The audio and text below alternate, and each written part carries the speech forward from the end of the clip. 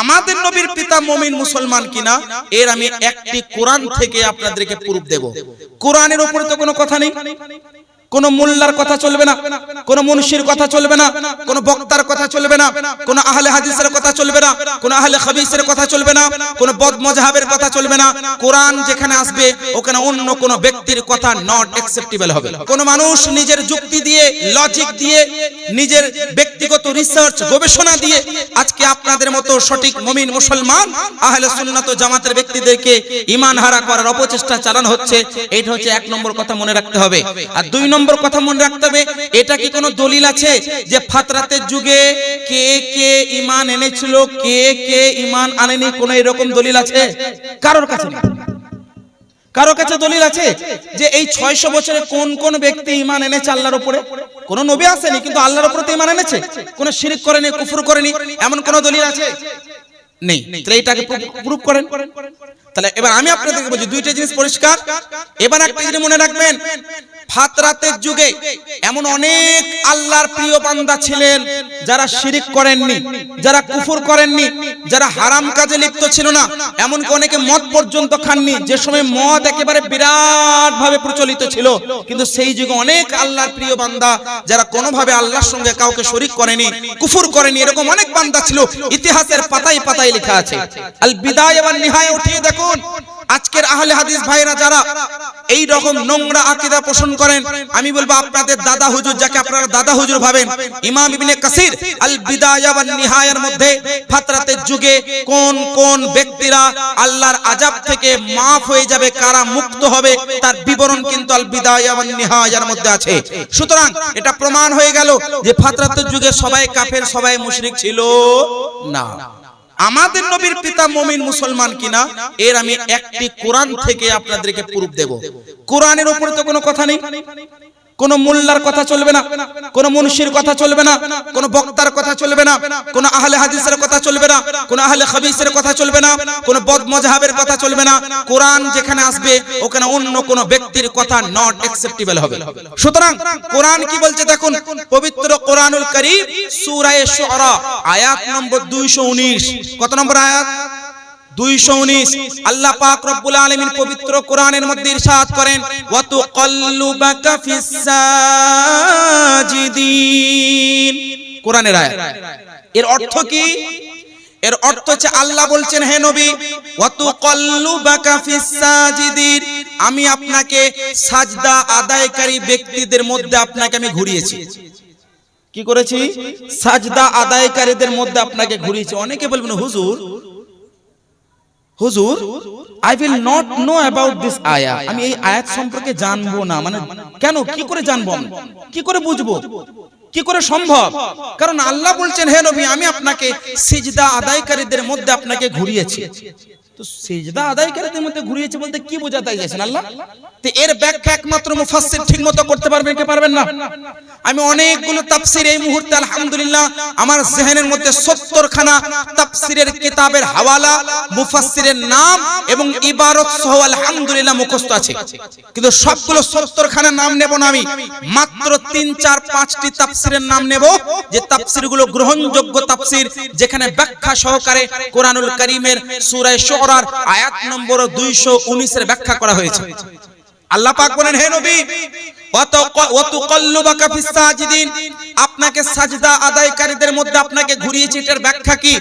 একজন জগৎ বিখ্যাত মুফাসসির, যে মুফাসসিরের নাম হচ্ছে ইমাম ফখরুদ্দিন রাজি রাহমাতুল্লাহ আলাইহি, আত-তাফসীরুল কাবীরের মধ্যে এই সূরা শুআরার 219 নম্বর আয়াতের ব্যাখ্যায় উনি তাফসীর করে লিখছেন, সেটা কি? ওয়া তুকাল্লুবাকা ফিস সাজিদিন ওয়া তানতাকিলু ফি মিন আসলাবিত তাহিরিনা ইলা আরহামিত তাহিরাত। এটা ব্যাখ্যা কি? হে নবী, আমি আপনাকে পবিত্র পিঠ থেকে নিয়ে পবিত্র পেটের মধ্যে স্থানান্তরিত করেছি। মানে আদম নবী আলাইহিস সালাম থেকে আমার আদি পিতা আদম থেকে হযরত আব্দুল্লাহ রাদিয়াল্লাহু তাআলা আনহু পর্যন্ত আমি যতজন পুরুষের পিঠে ছিলাম, কারণ একজন ব্যক্তি যখন অবিবাহিত থাকে তার পুত্র আল্লাহ তার জন্য যে পুত্র সন্তান রেখেছে তার পৃষ্ঠে থাকে, কিন্তু যখন সে বিবাহ করার পরে ওই আপনার নূরটা বলতে পারেন বা আপনার সন্তানের নসলটা তার মায়ের গর্ভে যায়। তো আল্লাহর নবী বলেন আদম নবী আলাইহিস সালাম থেকে নিয়ে আমার পিতা আব্দুল্লাহ রাদিয়াল্লাহু তাআলা আনহু পর্যন্ত আল্লাহ পাক, মুফাসসির বলছেন আল্লাহ পাক মহান নবীকে পবিত্র পিঠে এবং পবিত্র পেটের মধ্যে স্থানান্তরিত করেছেন। একটা ব্যাখ্যা পেয়ে গেলেন।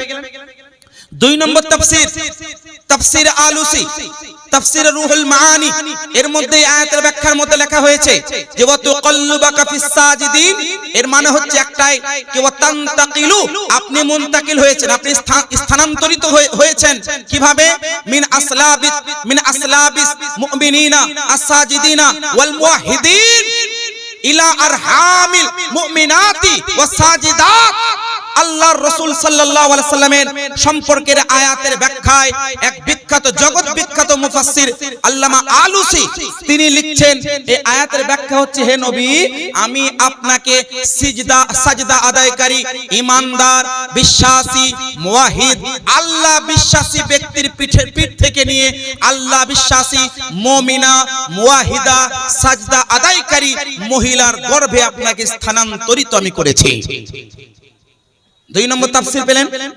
3 নম্বর তাফসীর শুনেন, জগৎ বিখ্যাত মুফাসসির নবম শতাব্দীর মুজাদ্দিদ ইমাম জালালউদ্দিন সিয়ুতি রাহমাতুল্লাহি তাআলা আলাইহি, ওনার জগৎ বিখ্যাত তাফসীরের কিতাব আদ-দুররুল মানসুর, আদ-দুররুল মানসুর নামক কিতাবের মধ্যে উনি ব্যাখ্যা করে লিখছেন এই আয়াতের ব্যাখ্যায় ওয়া তুকাল্লুবাকা ফিস সাজিদিন ওয়া তুকাল্লুবাকা ফিল মুমিনিনা আস-সাজিদিনা ফি আসলাবি মিন আসলাবিল তাহিরিনা আল মুমিনিনা ওয়াল মুওয়াহিদিন ইলা আরহামিত তাহিরাত ওয়াল মুমিনাত ওয়াস সাজিদাত।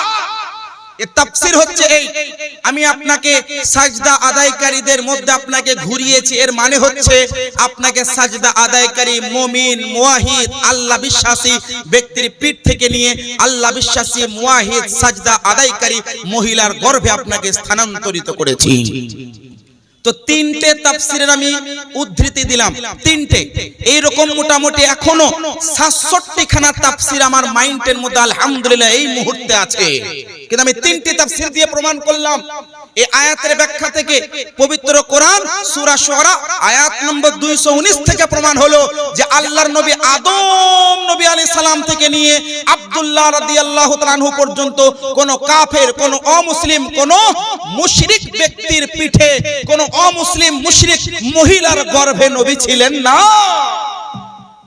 আদম নবী থেকে নিয়ে হযরত আব্দুল্লাহ রাদিয়াল্লাহু তাআলা আনহু পর্যন্ত যত পুরুষের পিঠে নবী গেছেন, এই নূরটা মুনতাকিল হয়েছে, স্থানান্তরিত হয়েছে, তারা মুমিন মুসলমান ছিলেন।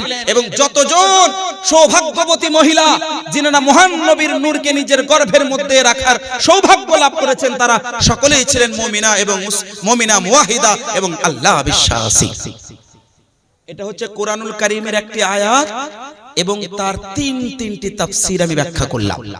এবার মহান নবীর হাদিস থেকে প্রমাণ করব আমি যে মহান নবী নিজে বলেন আমার পিতামাতা অমুসলিম ছিল না। কিভাবে? ইমাম হাকিম নিশাপুরি ওনার লেখা কিতাব আল মুস্তাদরাক আলা সাহিহাইন, আল মুস্তাদরাক আলা সাহিহাইনের মধ্যে একটা হাদিস লিপিবদ্ধ আছে। শিআবুল ঈমানের মধ্যে ইমাম বাইহাকী হাদিসটাকে সংকলন করেছেন। দালাইলুন নবুওয়ার মধ্যে ইমাম আবু নুআইম রাহমাতুল্লাহি তাআলা আলাইহি হাদিসটাকে এনেছেন। আদ-দুররুল মানসুর তাফসীরের কিতাবের মধ্যে এই হাদিসটাকে আনা হয়েছে। তাফসীরে বাগাবীর মধ্যে এই হাদিসটাকে উল্লেখ করা হয়েছে। তাফসীরে কুরতুবীর মধ্যে এই হাদিসটাকে আনা হয়েছে। হাদিসটা কি জানেন? আল্লাহর নবী বলেন লাম আযিল্লু আনতাকিলু মিন আসলাবিত তাহিরিনা ইলা আরহামিত তাহিরা। আল্লাহর নবী বলেছেন যে আমি নবী, আমি পবিত্র পিঠ থেকে নিয়ে পবিত্র গর্ভের মধ্যে স্থানান্তরিত হয়েছি। আরেকটি হাদিস আল মুস্তাদরাক আলা সাহিহাইন ছাড়াও বিভিন্ন কিতাবের মধ্যে হাদিসটা লিপিবদ্ধ আছে। আল্লাহ নবী ওখানে বলেছেন লাম আযিল আনতাকিলু মিল্লাতুন আদামা মিন আসলাবিত তাহিরিনা ইলা আরহামিত তাহিরাত, আদম নবী থেকে নিয়ে হযরত আব্দুল্লাহ আমার পিতা রাদিয়াল্লাহু তাআলা আন পর্যন্ত এবং আমার মাতা আমিনা রাদিয়াল্লাহু তাআলা আনহা পর্যন্ত আমি পবিত্র পৃষ্ঠ এবং পবিত্র গর্ভের মধ্যে আমি স্থানান্তরিত হয়েছিলাম। তো কোন বক্তার কথা শুনে নিজের ঈমান আকীদাকে পাল্টাবেন না কোরআনের তাফসীর, কোরআনের আয়াত এবং মহান নবীর বাণী শুনে নিজের আকীদাকে ঠিক করবেন? আপনারা নিজেরা ডিসাইড করুন। একজন মোল্লা যে গুগল থেকে মুহাদ্দিস পাস করেছে, গুগল থেকে একজন আলেম পাস করেছে, সে নিজেকে গুগল মাওলানা, গুগল মুহাদ্দিস, গুগল মুফতি আজকে বাজারে হাটে ঘাটে মাঠে সব জায়গায় পাওয়া যায়। ওই সমস্ত বক্তাদের, ওই সমস্ত মুফতিদের, ওই সমস্ত আলেমদের কথা শুনে আপনি নিজের ঈমানটাকে গড়বড় করবেন না কোরআনুল কারীমের আয়াত, তার তাফসীর এবং হাদিস শুনে নিজের ঈমান আকীদাকে মজবুত করবেন? এটা আপনাদেরকে আমি হাতে ছেড়ে দিলাম, কোনটা ডিসাইড। এবার শুনেন, এবার যারা বলেন আল্লাহর নবীর মা এবং বাবা অমুসলিম ছিল, তাদের একটা দলিল প্রথমে দিয়েছিলাম, সেটা খণ্ডন করেছি। আল্লাহর নবীর পিতামাতা মুসলমান ছিল, এটা প্রমাণ করেছি। আরেকটা কথা আমি আপনাদেরকে বলি, ইমাম জালালউদ্দিন সিউতি রাহমাতুল্লাহি তাআলা আলাইহি নবম শতাব্দীর মুজাদ্দিদুন একটা কিতাব লিখেছেন, যে কিতাবের মধ্যে আদম নবী থেকে নিয়ে আব্দুল্লাহ রাদিয়াল্লাহু তাআলা আনহু পর্যন্ত সবাই মুসলমান ছিলেন। এটা দলিল ভিত্তিক আলোচনা করে উনি প্রমাণ করেছেন যে মহান নবীর কোনো পিতা অমুসলিম, কাফের, মুশরিক ছিল না। এবার 3 নম্বর কথা শুনেন, যারা বলেন মহান নবীর পিতামাতা অমুসলিম, তাদের আরেকটি দলিল শুনেন, ওটা আমি খণ্ডন করছি। শুনেন আরেকটি দলিল কি? সহিহ মুসলিম, সহিহ মুসলিম শরীফের হাদিস, হাদিস নম্বর 976। কত নম্বর? সহিহ মুসলিম শরীফ হাদিস নম্বর 976। আগে হাদিসটা শুনেন। হাদিসটা হচ্ছে আল্লাহর নবী সাল্লাল্লাহু আলাইহি সাল্লাম সম্পর্কে বলা হয়েছে, জার নবী সাল্লাল্লাহু তাআলা আলাইহি ওয়াসাল্লাম কবর উম্মিহি ওয়া বাকা ওয়া আবকা মান হাওলা। আল্লাহর নবী সাল্লাল্লাহু আলাইহি ওয়াসাল্লাম নিজের মা হযরত আমিনা রাদিয়াল্লাহু তাআলা আনহার কবর জিয়ারত করলেন, বাকা অঝোর নয়নে ক্রন্দন করলেন, ও আবকা মান হাওলা এবং আল্লাহর নবীর সঙ্গে যে যে ছিলেন সাহাবীরা সকলে অঝোর নয়নে ক্রন্দন করলেন।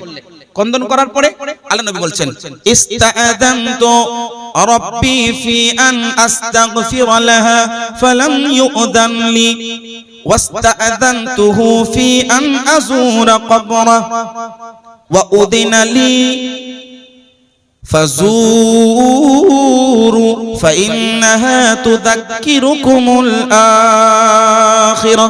এটা হাদিস সহিহ মুসলিম শরীফের 976তম হাদিস। হাদিসের অনুবাদটা শুনেন। আল্লাহর নবী সাল্লাল্লাহু আলাইহি সাল্লাম যখন কবর জিয়ারত করলেন, জিয়ারত করার পরে হাদিসটা এইভাবে আছে, জিয়ারতের পূর্বে আল্লাহর নবী বলছেন, ইস্তাআযানতু রাব্বি ফি আন আস্তাগফির লাহা, আমি আমার রব, আমি আমার প্রতিপালক আল্লাহর দরবারে আরজ করলাম, এ আল্লাহ, আমি হাদিসের ব্যাখ্যাও করছি, এ আল্লাহ আন আস্তাগফির লাহা, তুমি কি আমাকে অনুমতি দিচ্ছ আমি আমার মায়ের জন্য মাগফিরাত কামনা করব? ফালাম ইউযান লি, আল্লাহর তরফ থেকে আমাকে অনুমতি দেওয়া হলো, আল্লাহর তরফ থেকে আমাকে অনুমতি দেওয়া হলো না। এই হাদিসটা শুনলেন তো? এটা একদম হুবহু হাদিস বলছি, কিন্তু সহিহ হাদিস। এই হাদিসটা এতটাই শেষ নয়, আরো আছে। কিন্তু যারা বলে নবী মুস্তাফার পিতামাতা অমুসলিম ছিল, নাউজুবিল্লাহ, তার হাদিসটা এতটুকু পড়বে, হাদিসটা এতটুকু পড়বে। স্ক্রিন থাকলে আমি দেখাতাম, হাদিসটা এতটুকু পড়বে। কেন? এখান থেকে কি প্রমাণ হলো? ইস্তাআযানতু রাব্বি ফি আন আস্তাগফির